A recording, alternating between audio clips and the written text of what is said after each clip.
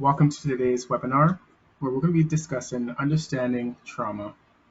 So in this session, people will walk away with understanding how to step into their power, gain insights on how to cultivate connection, while identifying and addressing the various ways trauma impacts the individual as well as the community experience. And as we aim to amplify and create the space for our collective voices and individual voices, we understand the journey begins and ends with each one of us. So we listen, we learn, we show we care, and we stand up.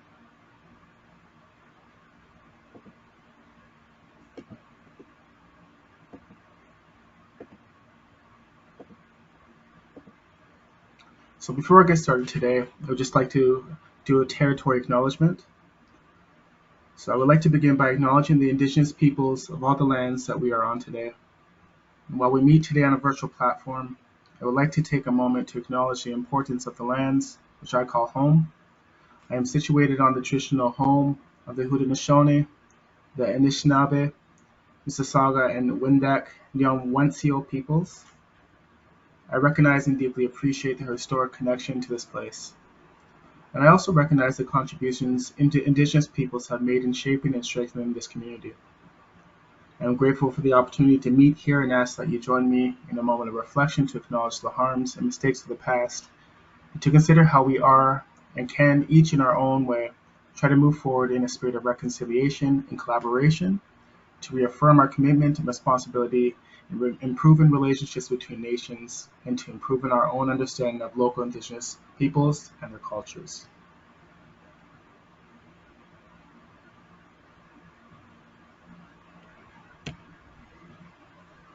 Thank you. And so we can all experience traumatic events over the course of our lives. And the subject matter of this training may be difficult in light of those experiences. So we do encourage you to take a break at any point during this session if you become or feel overwhelmed. So in today's session, participants will be able to understand trauma in a more expansive and inclusive way.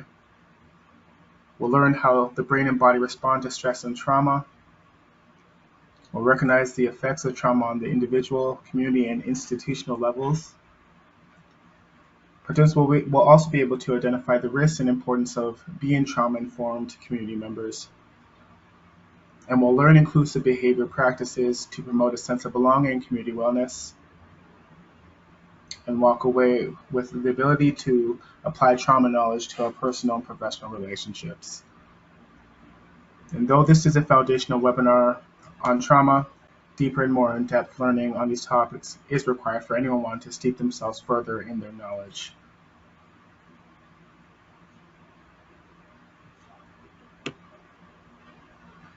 So why is today's webinar important? So trauma is a word that some of us might be familiar with, and for others this can be something like a foreign concept altogether. And for many, trauma is something to be avoided, not looked at, and bypassed in order to get on being. However, as we will discuss today, trauma is a powerful experience that can impact our daily living in a negative way. So it's important that we get to know this concept, this experience a little bit better so that we can encounter trauma in our lives, or when we do encounter trauma in our lives, we can be equipped with the knowledge and the skills to navigate this road.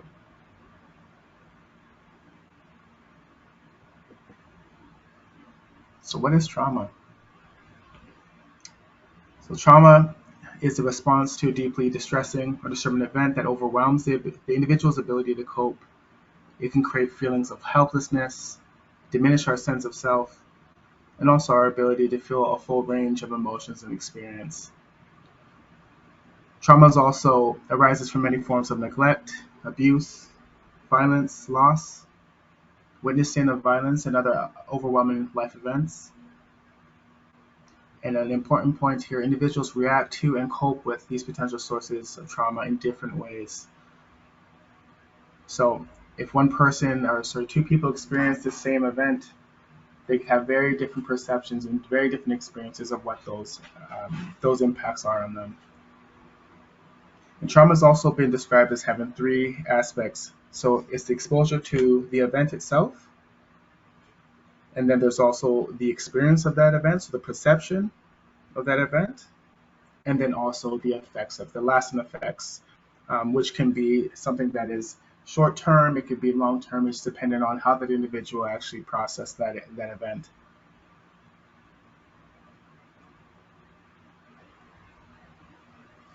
And so we can encounter trauma either that is through our own direct experiences or indirectly, and there are many places in which we can experience trauma.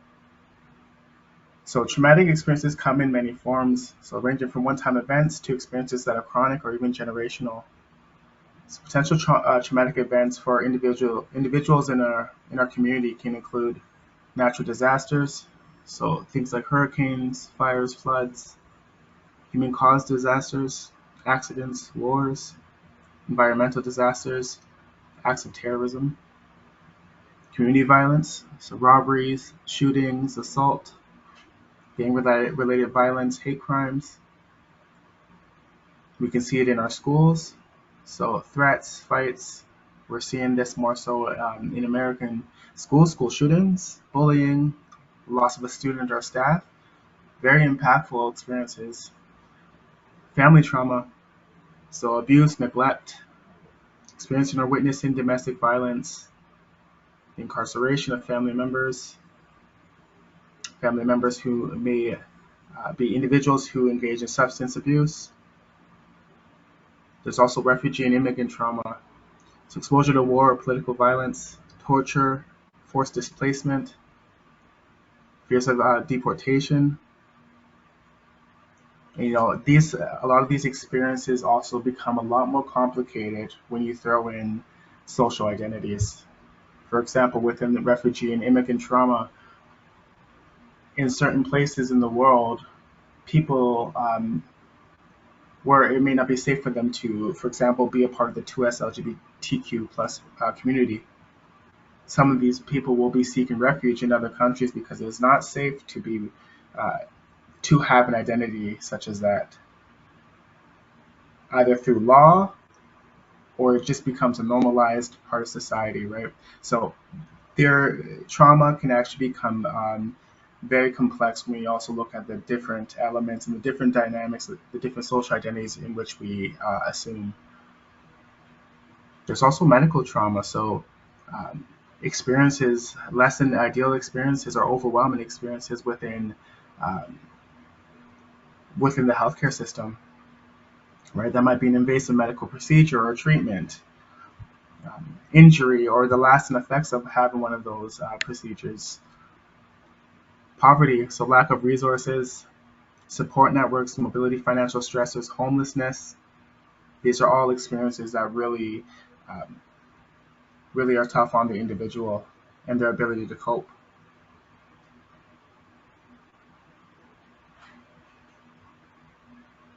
There's also intergenerational and historical trauma, and Maria Yellowhorse Braveheart explains this as the cumulative emotional, psychological wounding across generations, so including the lifespan, which emanates from massive group trauma.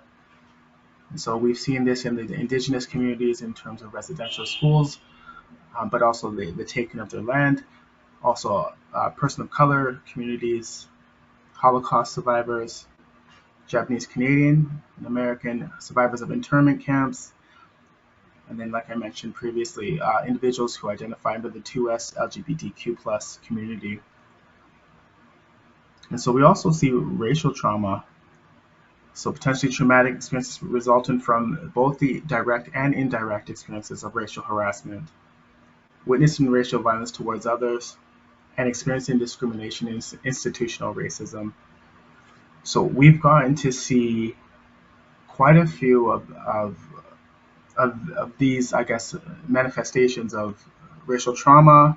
Um, During the pandemic, we saw a rise in anti-Black and anti-Asian hate crimes, and oppressive practices. So it's really important that we look at these experiences of trauma and really make the space for individuals to come in, um, be supported in the ways that they would like to be, and make space for individuals.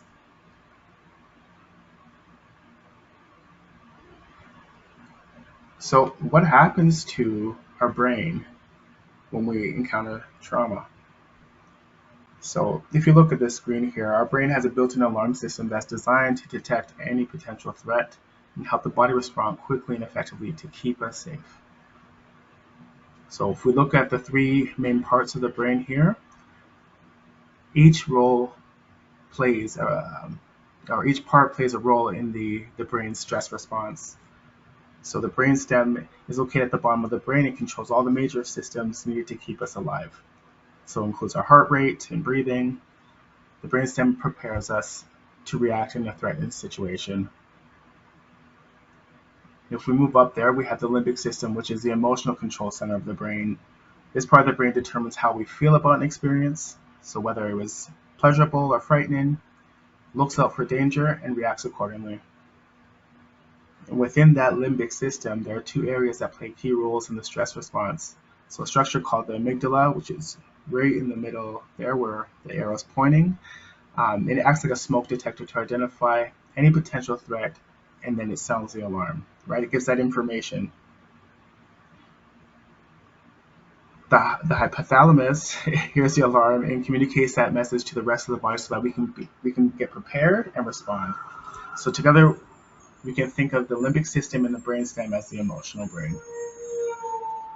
And as we move up to the neocortex there, it's the last part of the brain to develop, and this is known as the thinking brain. So in this area of the brain, it's responsible for reasoning, planning, problem solving, making meaning of our experiences, and also regulating our emotions and behaviors. So when faced with a threat, the thinking brain helps us to decide when we are actually in danger and helps us to return to a state of calm after the threat has passed. So this is very adaptive for us and very functional in our adaptation and our resilience as human species. So this has been a major part of our development, where prehistorically, we didn't have the thinking brain, the neocortex. So we were very much in our fight, flight, freeze. We're in survival mode when there was a lot of threats. We had to constantly be scanning because there were major threats around us, whether that was a dinosaur or any prehistoric animal that could be a big danger for us. So it has been an adaptive function for us, and however, trauma has its impact on it.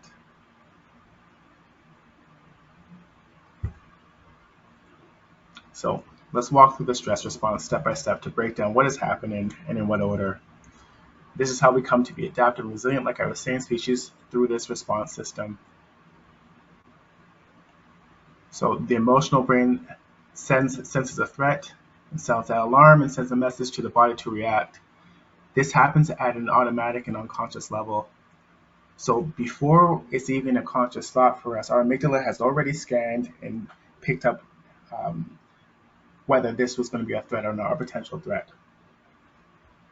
And so, for example, if you hear a loud noise and you immediately jump before you even know whether you are in danger, it's important to remember that we're faced with a potential threat. We react first and then think second. So then we see within the neocortex, or the thinking brain assesses the situation to see whether the danger is real or just a false alarm. And if the thinking brain confirms the threat is real, it temporarily goes offline and the emotional brain takes over and starts the fight or flight response. So hormones, including adrenaline and cortisol, are released to the body, the energy to flight or flee, and to calm down once the threat has passed. Similar to gas and brake pedals in a car, changes that happen when the stress response is activated include increased heart rate, blood pressure, rapid breathing, sweating, tunnel vision, and difficulty thinking clearly. So when neither fighting or fleeing is an option in the moment, we may freeze or shut down during a threatening situation as well. For individuals who cannot fight or flee, shutting down may be the best option for dealing with overwhelming stress. Once the threat has passed, the thinking brain helps shut off the alarm, and the body puts the brakes on to allow us to calm down and come back to our balance. So again, to hold on to that message there around what is happening for us in the brain. So when we are overwhelmed with a large threat, the emotional brain can take over, and that's going to impact our ability to think clearly, communicate clearly, because we are in that moment, our energy and our focus is actually around safety seeking. So we're gonna engage behaviors that are around safety seeking, not connection. So that's about protection, not connection.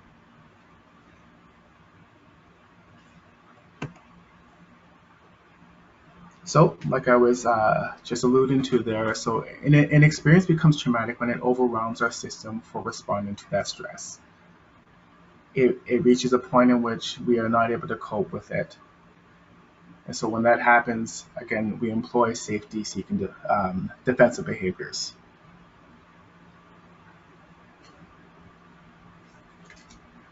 And so our attempts to fight or flee are not effective are managing the threat, and when we are left feeling helpless or vulnerable or out of control, it is important for us to take a moment for ourselves, whether that's going to be taking space so that we can actually process what is happening for us, but it has to be a space in which we feel it is safe. That is a huge element of processing trauma is safety.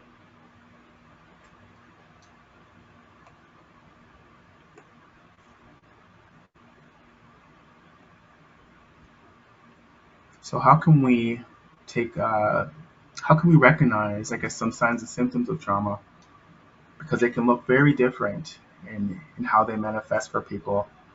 So it's important we have an idea of what is happening for us in our thoughts, in our feelings, and then also in our behaviors. So in some young adolescent children, fear, anxiety, worry, that's actually a common thread across whatever age and developmental stage you find yourself in. Fear, anxiety, worry, elements of a trauma response. You may see changes in sleep and eating, difficulty separating from caregivers. So they may display attachment behaviors to reconnect. So crying, holding on, things so that they don't have to actually experience any sort of detachment, where when in the moment they feel very vulnerable. Um, we'll also see potential for regressed behavior, so losing ability to capture words or express themselves, wet in the bed, so signs of stress. There's also the reenactment of aspects of the traumatic event in play. So this is a way to make sense of and also depersonalize the experience, right? So it's almost able to step back outside of myself. This isn't me. This is just play, which really, which also speaks to um, the power that play has in our ability to process, right? Might see over or under reaction to situations in the environment. So sudden movement, loud noises, physical contact. These will present as out of the ordinary when we don't have the information, right? When we're not necessarily trauma informed, held in the awareness that people can hold trauma and that trauma has lasting impacts on how they function and how they relate to others. Also within adults, we can see concerns about how others will view them after the event. So there's a lot of shame, guilt, responsibility, almost as I brought this on, that can really um, impact the self image and self worth of the individual. So withdrawal from interpersonal relationships. This can be a defensive maneuver, right? A way to keep themselves safe when, if they've gotten to a point where how they view the world is actually really unsafe. And trauma does that to the mind and the brain and how we perceive. There's also the avoidance of reminders of the events or triggers, which I will get to a little bit further. More intense mood swings, so there might be a larger oscillation between their high and their low, and the discrepancy between each point. So there's not as much balance. You can also see the decline in work performance as well. So really, it interrupts that focus and that attention, that ability to do your activities of daily living. There also might be an increase in risk-taking behaviors, so alcohol or drug use, sexual behaviors, fights, self-harm, as a way to cope with what they're experiencing and make sense of what they've experienced.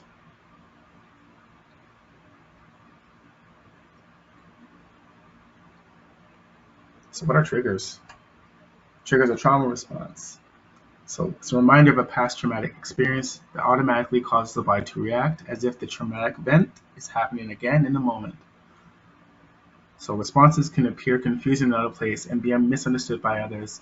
Again, when we don't have that awareness of that relationship, so it might be I don't know what this individual is experiencing because I don't know them, but also it's holding that individuals can have trauma, and again, these impacts can really be long lasting. And something that's important about triggers, these are not things to be avoided.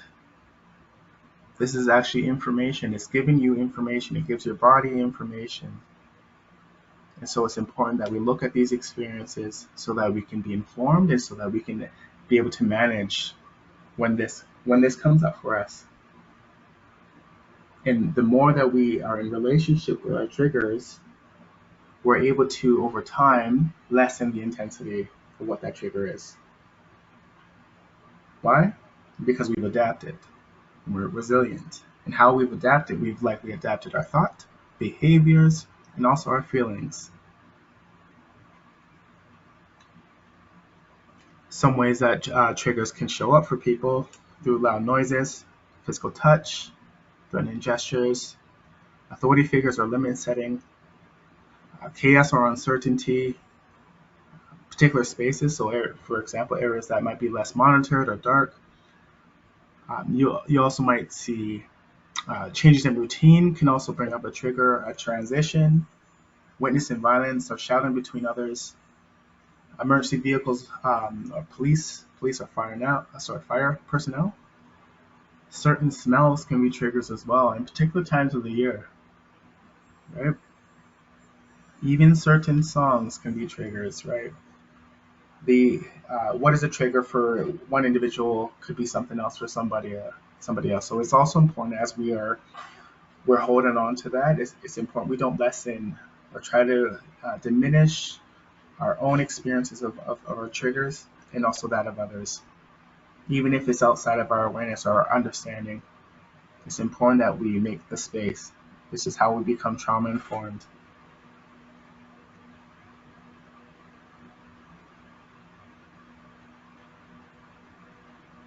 So some common responses to trauma triggers can include fight responses.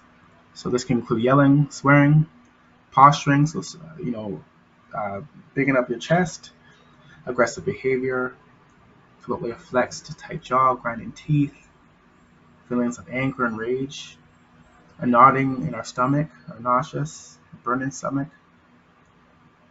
Our flight responses, so the feeling of the urge to run away, refusing to talk, so shut down, avoidance, engaging in substance, anxiety, it's shallow breathing, a restlessness, an agitation, a feeling of being trapped, or a sense of running in life from one activity to the next.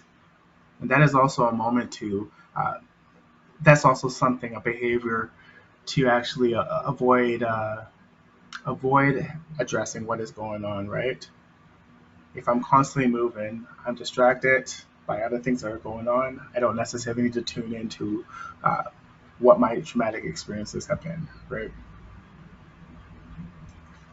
Freeze responses, so spacing out, appearing numb, disconnected, confused, unresponsive, a feeling of stuck in our body, stiffness, heaviness, and a tensing of holding our breath or restricted breathing, almost to embrace for impact, right?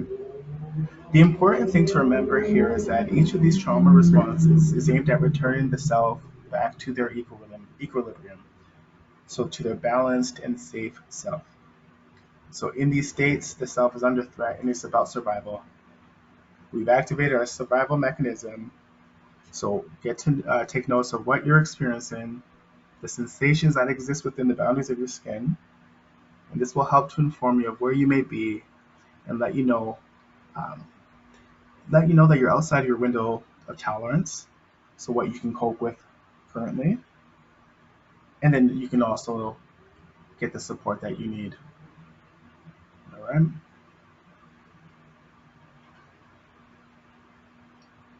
So, what modulates our experiences with trauma? What impacts the quality of these experiences? So, a combination of individual and environmental risk and protective factors, and the complex interactions among these factors as we move through different stages of development. Individual and environmental factors that influence an individual's response to trauma and the risk for mental health concerns include biological characteristics, family relationships, cultural belief systems, social support networks, including schools and community level experiences.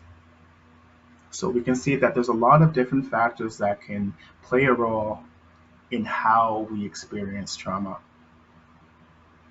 So if we've had a history of previous exposure to trauma, this, further our future experiences with trauma could actually be larger.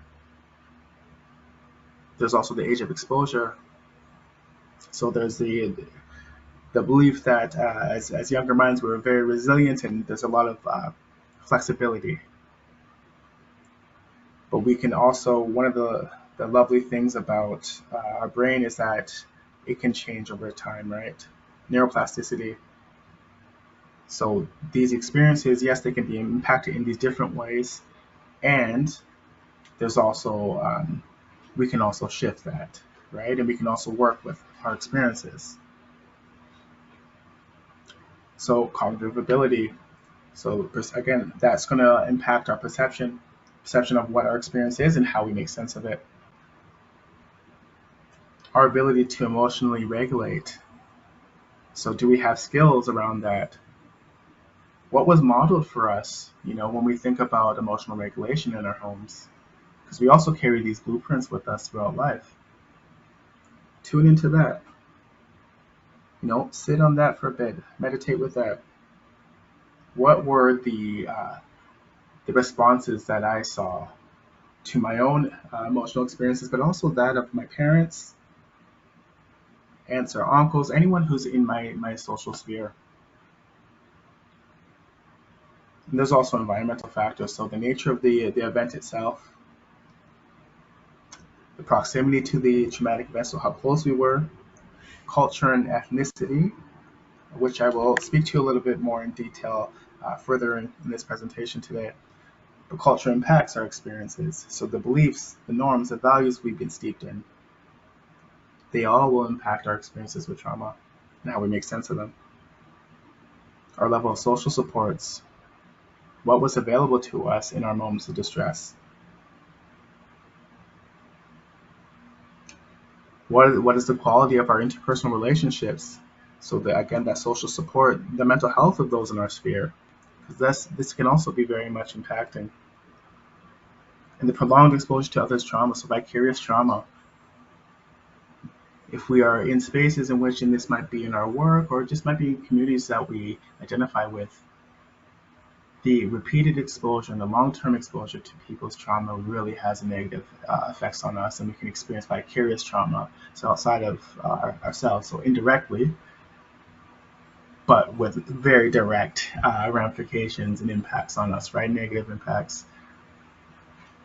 And also the health of the broader community. So again, what is it like to live in this community, or it's in a community of high violence or substance use? That will impact us, right? So it's important we take a look at what is happening in our lives, how we're being impacted by these experiences, and how we're impacting others. We bring it all into awareness.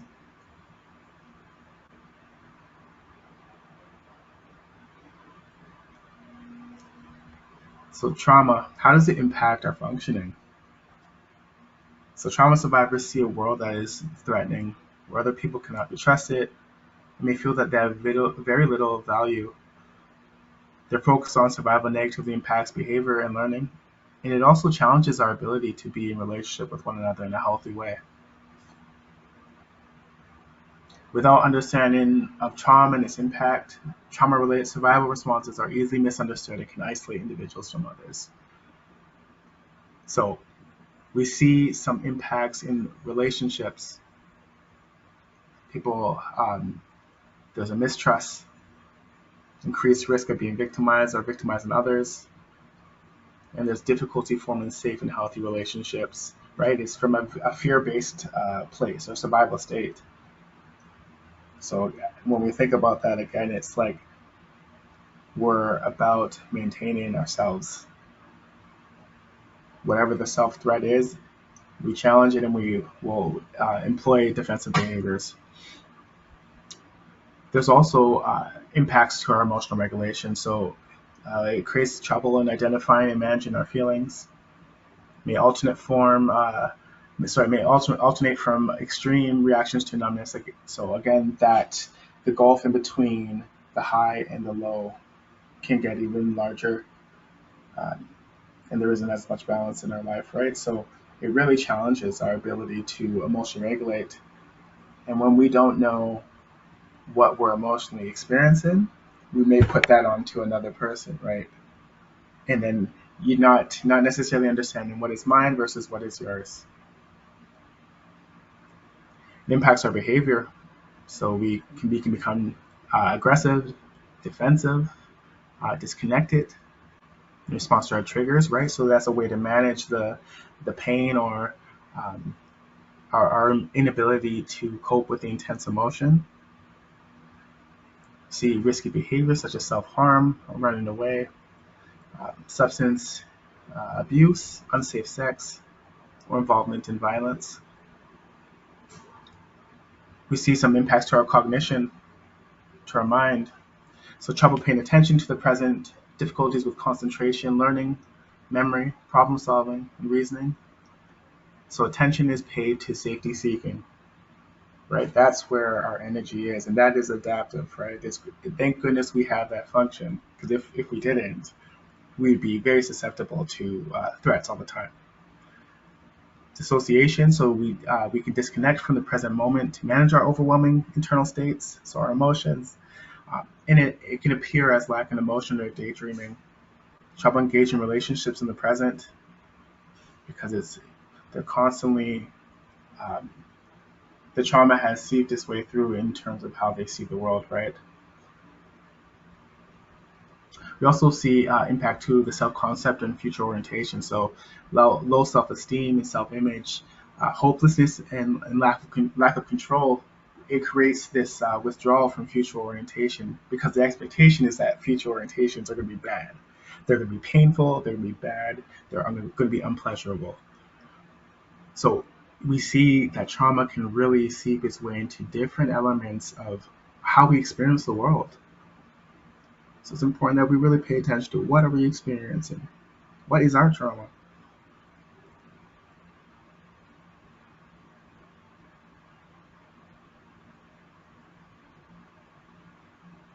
So it's important that we build a culture of empowerment. We do that through consent. So it's important that, as we move through our awareness and we're starting to understand a bit more around trauma today, it's also important that we understand that we have the right to consensual relationships that are built on reciprocity, so mutual respect. And consent is also a way for us to create and cultivate psychological safety, which is vital as trauma can leave us feeling unsafe and disconnected from our power and our worth. So it's important that we connect to our consent. Consent is about the creation of boundaries, so it allows us to be in relationship with one another in a way that is respectful of our needs. It also creates a container for safety and encourages a connected yet separate, so our own ongoing open dialogue. We get to be open and direct in our communication. It can also be impacted by culture. So the culture and society in which we find ourselves, our perception around power over choices to say yes or no, in some cultures where it may be about the community need versus the self need. So we're talking about a more collectivist versus individualistic community. And so in that in that space, there's a potential for the self needs to be suppressed and pushed down for the collective, right? My right to say no and choose something else for myself, the social, cultural pressures that come with that. It's important that we have an understanding. We have a right to say yes, to say no, and to have ownership over our lives. It's also an ongoing process of understanding, letting others know what your current needs are. Yes, I would like that. No, thank you, I'm okay. And because it's typical within our human condition for our needs, wants, desires to change at any point, your yes can become a no, or vice versa. You have the power over your decisions, so check in with and ask yourself, or whomever you are in dialogue with, seek clarity. It's also about making sense together. So in our relationships, communication is paramount. So if you're unsure of where you both are in dialogue, ask to make sense together. The better we understand, the better we're able to support our needs and also that, perhaps that of others.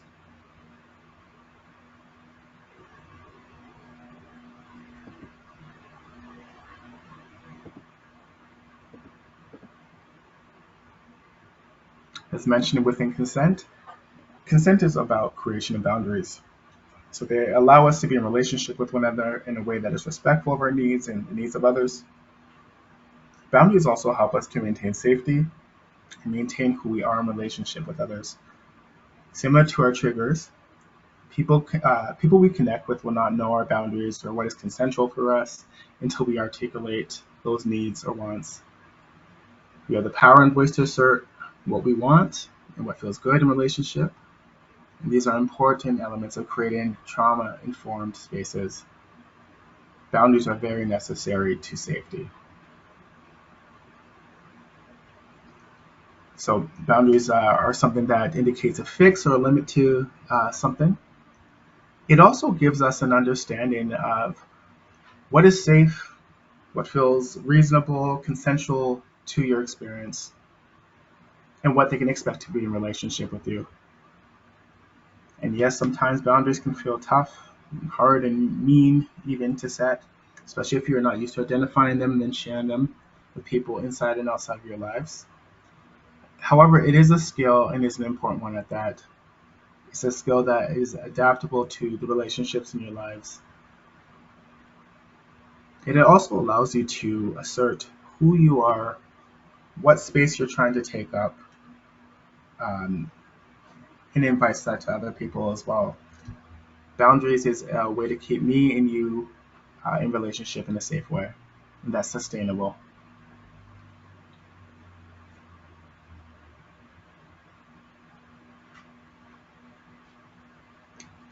So communication, like I was just mentioning, is very important. We have to communicate what our limits are, so our boundaries, what is okay and what is not okay. We can communicate our trigger or how we're being impacted, but it's important that we get the right communication down. So when we engage in passive communication, this style opts for the suppression of our needs in order to make space for somebody else's. When we communicate in an aggressive manner, the communication style opts for highlighting our needs without taking in the others, right? And so that really impacts our ability to be in relationship both of these ways. So when we're passive, it can create feelings of resentment because we're not getting what we need. And alternatively, when we are aggressive, people may be a lot more resistant to being in communication or connection with us, right? So it's about finding that sweet spot, which is assertive communication. And so within this style, it highlights our needs while also taking in the needs of the other individual within the relationship. So what it communicates is that there's space for my needs, there's space for your needs, and both of us, we're going to honor being heard and validated within this dynamic. It's important that we're clear and concise, so there's no need to explain our boundaries. This may look like, for example, if it is a trigger, you don't have to go into deep detail of what your trigger is. You can let them know that this is not okay for me. This is how I'm impacted, or this has brought up a trauma response for me. Leave it at that. And it's also important that we pay attention to what our body is saying, so the nonverbal. So rather than the words that are being spoken, also when we're going to be asserting our needs, it's okay to stand tall, speak up with your body posture, really straighten your spine, and that will help to add confidence to you expressing yourself.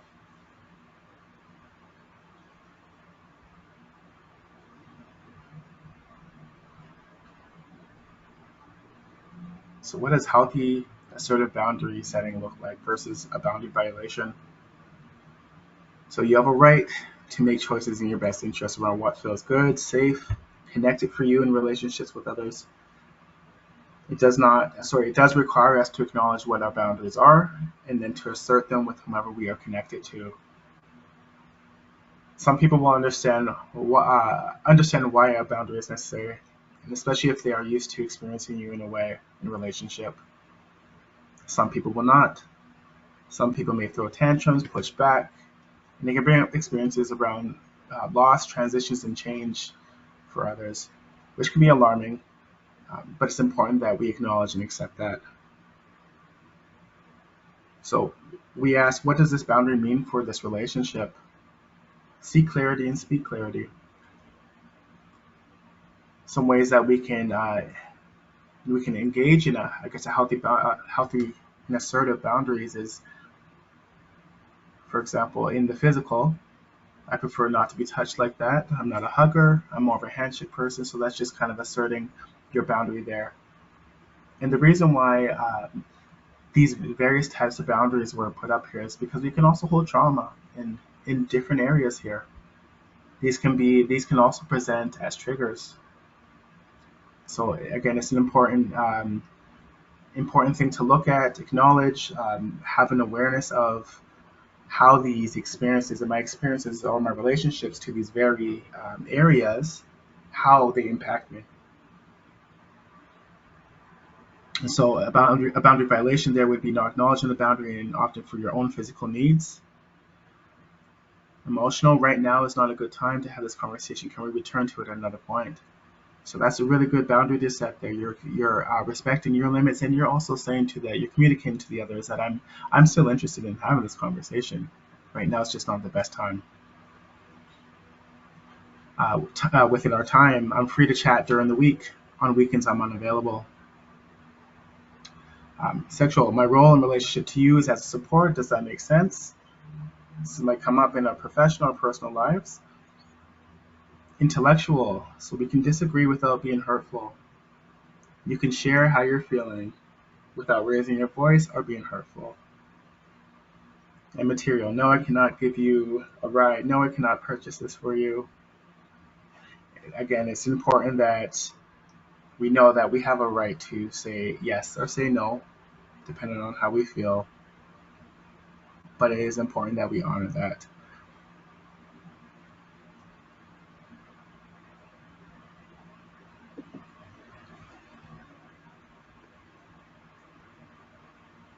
So individuals inside and outside of our lives will not know our limits nor what our history is without speaking on it. We have a right to assert what we want and need in relationship and how relationships impact us. So how can we improve our boundary setting? So we define, understand your boundaries. Usually they're based off of your values and what is important to you. And for example, weaponizing shame, guilt, or ridicule to express hurt or concern with you. Sit with your thoughts and feelings around what is important to be expressed. So if that was not okay, express that. So once we've understood what the boundary was, the boundary violation, we can speak on, or we can communicate to the appropriate parties or persons involved what we want to express. So what is the boundary that we're trying to set here, and why? And keep it simple. So be clear and concise. No need to over-explain a boundary. Like I was saying earlier, we can share, or as we get into identify the why, share the emotional response, so the trigger without the deep details. You don't have to get into that sort of information, but just know that you're aware of what you're feeling, whether that's in your body or your thoughts, and you can express that. This is how I'm being impacted right now. When you speak to me in that tone, I retreat back. I retreat back as it's triggering for me. I'm not okay with that. You can share your thoughts without raising your voice at me, right? So again, it's about bringing these experiences into our awareness and knowing we have a right to set boundaries, and boundaries are very important to um, moving forward in our lives, and also to maintain the safety of ourselves, and then also those we're in relationship with.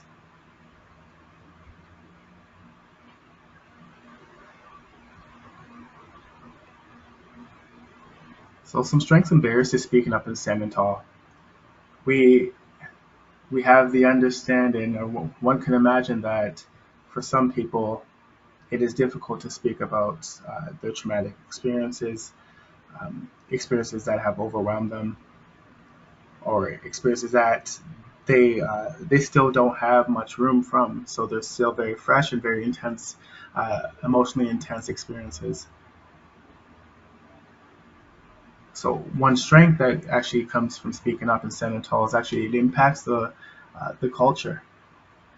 So as social and relational beings, where we look to others to learn, grow, develop, we can be that model.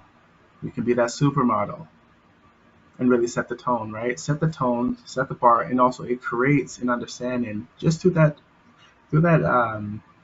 modeling, is that it's this is an environment in which you can come in as yourself, whether that is through your traumatic experience, however you want to share, but it's an important message.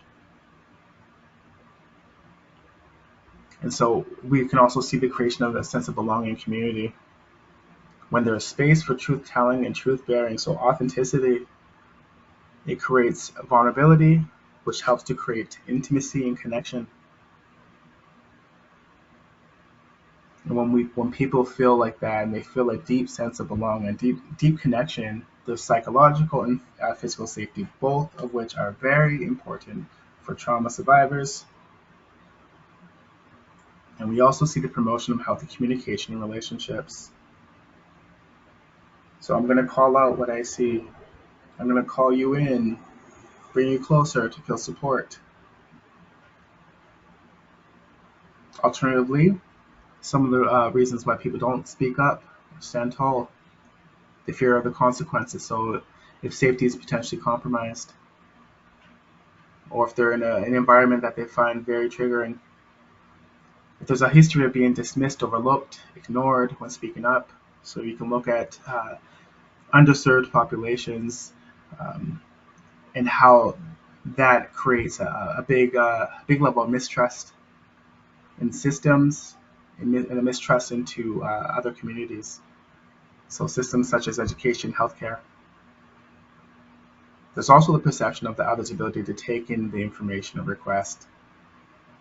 So if the individual has experienced uh, when wanting to come in and get support, rejection, or less than ideal emotional experiences, right? Unpleasant experiences, whether that's someone shaming them or making them feel guilt for their experience, people will not jump in, right? And there's also the impact of like the fear of doing it wrong and making things worse, right? So this is from the perspective of if you are wanting to support someone, right? And then there's that concern that uh, you might make it bad for them, or even worse. But also for the individual who's experiencing the trauma, it could reignite feelings of shame. I'm too much. This is too much for you. This is right, and that can really impact our experiences of speaking up and standing tall.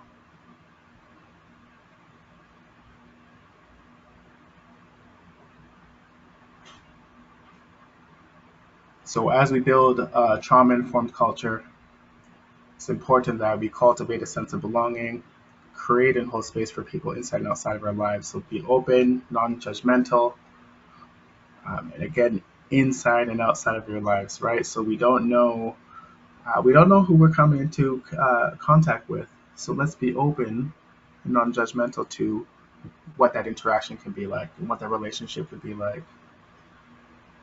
And so we also want to seek out moments to connect to and with others from a similar culture, value system, or community. So this creates opportunities for comfort and soothing for us, which is very important as we process and integrate these experiences. And then also seek out moments to connect to and with others from a different culture, value system, or community.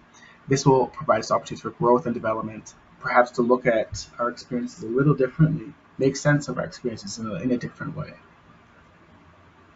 It's also important that we address the past. So check in. What do I need to know about the history and my impact on others? So how might I, the community that I identify with, and if there's a strong traumatic history with the community I identify with and another community, how may I be impacted in that community or that individual I'm in connection with, right? Just taking notice. We also want to address the future. So check in. Where am I? How can I support what's ahead? If that's for myself, or if that is for another person I'm in contact with that I'm wanting to support.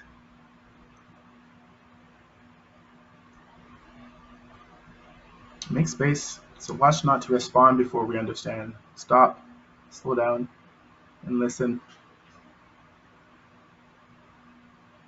And language matters. This is really important. Listen and tune into friends, family, colleagues, partner, or self. What kind of tone are they in? Is it a racist or oppressive, limited language? Sometimes it may present as semantics. So you say tomato, I say tomato. But if that is the case and we're encouraging different language or more inclusive language, this is why. Okay, language really matters, and language is something that we can control, and language is something that can really be damaging for communities and be very traumatic. So be aware of how you're speaking and what you're speaking on.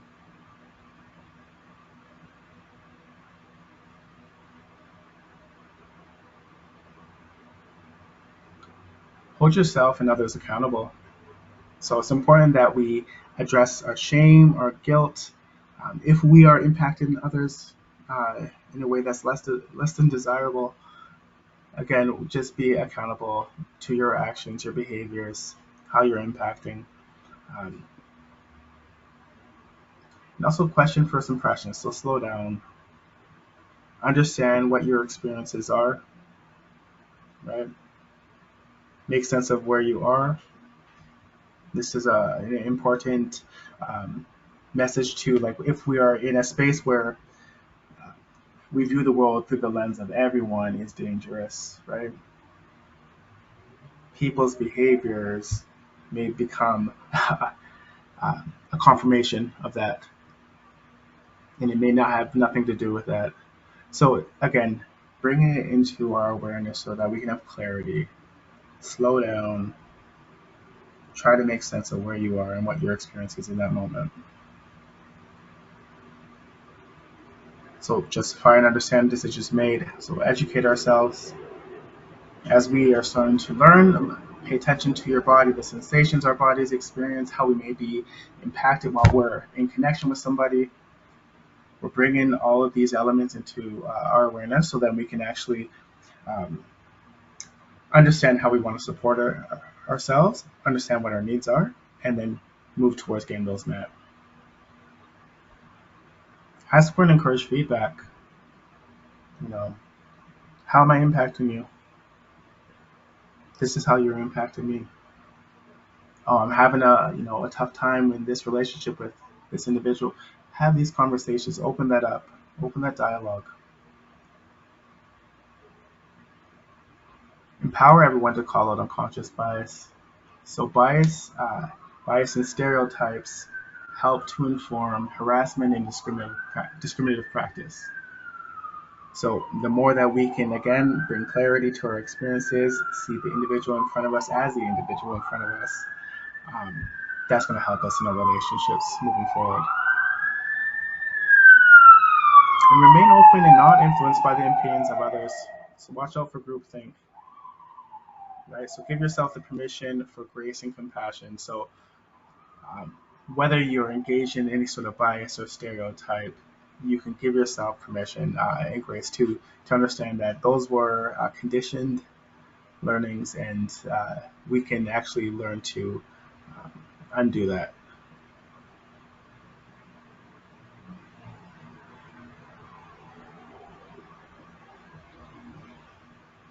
So building a trauma-informed culture, consider your own life. So consider everyone's narrative, right? Consider your own life and everything that's shaped your beliefs. Realize that there's 7 billion people on this planet, so not one is the same. Like previously mentioned, own our bias and stereotypes. Befriend all people. So we make space for people that are inside and outside of our lives. We don't know their story. We don't know what our relationship to them could be, so we can be open. We encourage empathy and curiosity. So when you encounter anyone, try to imagine and understand, empathize with that person's story. Who are they? How have they been shaped by their experiences? Actively accept.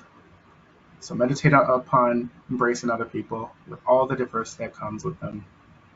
So don't allow yourself to be defined or define a person based on one stereotype or one aspect of their identity. The same way you wouldn't want somebody to do that to you.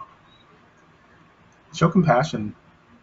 So you don't know the impact your kindness can have on others that you come into contact with, and then also on you. Kindness is something that um, really is a positive and igniting energy.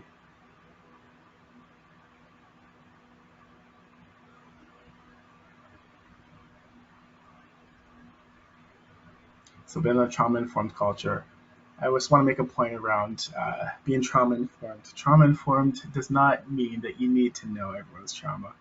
It is just holding the awareness that trauma is a thing that people experience, and also that trauma has those long-lasting impacts and can infiltrate people's experiences and how they function and relate to the world, to themselves and the world. So it's important that we consider oneself. Sorry, it's important that if considering ourselves as a supportive other, it is not an identity, it is an action. So what are you doing that is actionable for yourself and perhaps for somebody else? Performative allyship or ally theater. So where it's about self-serving needs being met. Allyship is for personal clout. So this can heighten mistrust and potential harm with communities. So if we are going to be putting ourselves in a role of wanting to be a supportive other and helping to build that trauma-informed culture, it's important that we are engaging in support that is sustainable and meaningful and with purpose. Individuals from communities, marginalized communities, do not need saving. So rather, they need support and access to resources and opportunities to reach self-actualization just like any of us. And mistakes will happen.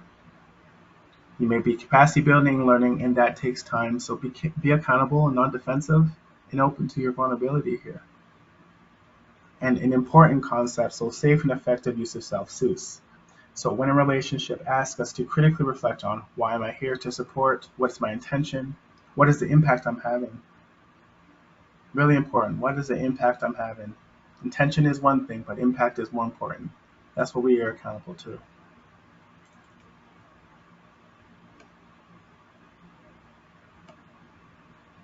How we talk about diversity matters. It just is.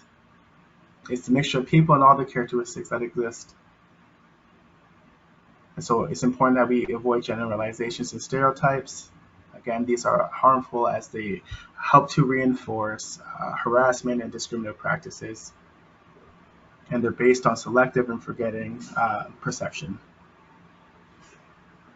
We want to self-reflect with mindfulness intention, so we'll bring self-awareness to the times when we use words or expressions in writing and understand what those impacts could potentially be. We also want to use person-first language. This is an individual living with. This is an individual engaging in, right? and allow people to self-identify as much as possible. Avoid cultural metaphors and comparisons, and avoid gendered language. So we can use use of partner versus boyfriend or girlfriend, where again we're creating that safety. If somebody is coming to you in an environment uh, where they are from, they were not allowed to, let's say, express their sexual orientation or express parts of their sexual identity. When we use gender neutral language, it actually just neutralizes the space and it's actually non identifying. So it's actually, you're creating a lot of safety.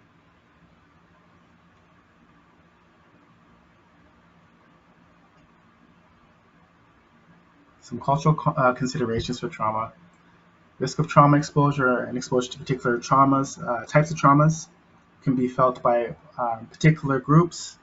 For example, groups of people from oppressed identities, for example, within Indigenous and 2S LGBTQ plus communities, people can be at higher risk for exposure to trauma, particularly violent trauma. How a person describes their experience. So people may not use the term trauma to describe a particular event or circumstance. I know that in Portuguese, there is actually not a word for grief, and so suffering is used interchangeably.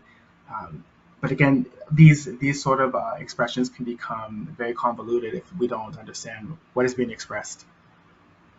So this is important for us to be aware of for ourselves when we're trying to express our experiences, and then also when we're trying to support others in our lives. How distress is expressed. So examples to consider include whether it's acceptable to show anger or sadness outwardly, or if keeping things inside is the preferred response. These are culturally impacting, right? And how these expectations can vary through gender, even within a particular group. Which topics are acceptable to discuss? So certain topics such as mental health, sexuality, or abuse may be taboo. Discussing abuse or violence, particularly within a family, may be seen as bringing shame. So if we think about that, what space is being made for that individual who might be in a family unit that prescribes to this sort of mentality, what does it mean for that individual? What space are they getting to process? How have they adapted to be within that unit? What have they suppressed? How a person makes meaning of experiences and heals from trauma. So this is also very culturally specific.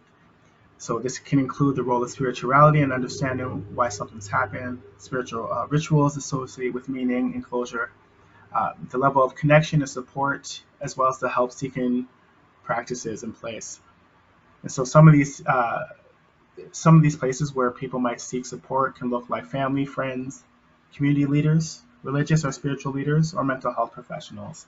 So there's a wide range of individuals or options in terms of how somebody heals and processes their trauma.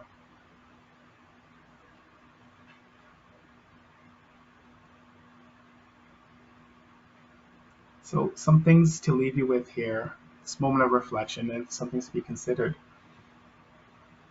Ask, what are my underlying assumptions about the experiences of those with trauma and how people recover? How might this belief influence my relationship with my own trauma or that of others? What particular responses or behaviors of those I connect with trigger me? How do I know when this is happening? How will I respond? How do I respond? How do my cultural background and personal experiences of diversity influence my interactions with others? What am I bringing to the relationship? And there may be some experiences in my life that could influence my ability to be a supportive other. How am I managing? What am I noticing in my body? Are there areas in my life that I need to pay more attention to? And who can I turn to for support? So just some things to meditate on as we close up today's webinar. How do we make sense of these experiences? How do we process the trauma? How do we make space for other people to come in and be trauma informed? Again, we're holding the awareness that people do experience trauma in that it impacts people individually and it also has the ability to be long lasting.